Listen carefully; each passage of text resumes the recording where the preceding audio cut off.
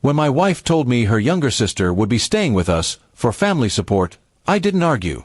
She said her sister needed comfort after a breakup, and I thought it would only be temporary. But from the first night, I noticed the change.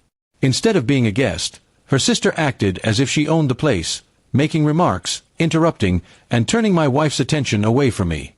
Soon, I was no longer part of their circle. They whispered behind closed doors, laughed together while I sat alone, and made decisions without including me. I tried to keep the peace, but every attempt to raise my concerns ended with my wife accusing me of being unkind to her sister. Slowly, my own home stopped feeling like mine. Then one evening, I came back from work to find my clothes packed in bags by the door. My wife stood there with her sister behind her, and in a cold tone, she told me I needed to leave for a while, so her sister could feel comfortable. The humiliation cut deep. My wife had chosen her sister's comfort over her own husband's dignity. With no other choice, I left. I checked into a hotel and tried to calm the storm in my head.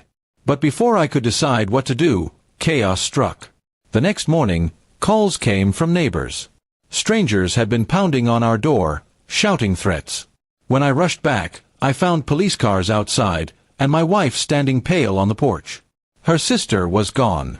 It turned out her sister wasn't just escaping heartbreak, she was escaping debt. She owed money to dangerous people, and by sheltering her, my wife had brought those problems into our home. The very person she had defended so fiercely had abandoned her when things got ugly. For the first time, my wife saw the truth. She realized the mistake of throwing me out while protecting someone who never cared about her safety. She tried to call her sister repeatedly, but the woman had vanished without a trace, leaving my wife to deal with the wreckage. That night, my wife called me, crying and begging me to come back. She admitted she had been blind and foolish, and that she needed me. I agreed to meet her, but I wasn't the same man who had left with packed bags. We sat in silence until she broke down and confessed how wrong she had been.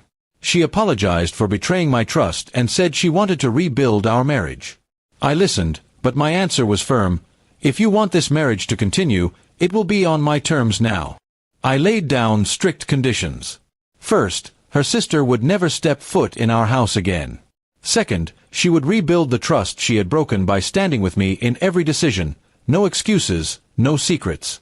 And third, she would prove through her actions, not just her words, that I was her priority, not anyone else.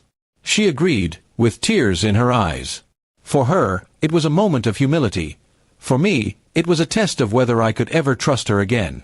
I didn't forgive instantly, but I gave her the chance to prove herself under these harsh conditions. The irony was bitter. She had kicked me out to protect her sister, but in the end, her sister abandoned her, while I remained the only one willing to stand by her. The difference now was clear. I would never again accept blind loyalty at the cost of my dignity. Our home slowly returned to peace, but not without effort. Every day, she worked to show she meant her promise. And I watched carefully, knowing that this time, reconciliation came with rules carved out of betrayal. Sometimes, forgiveness is not softness.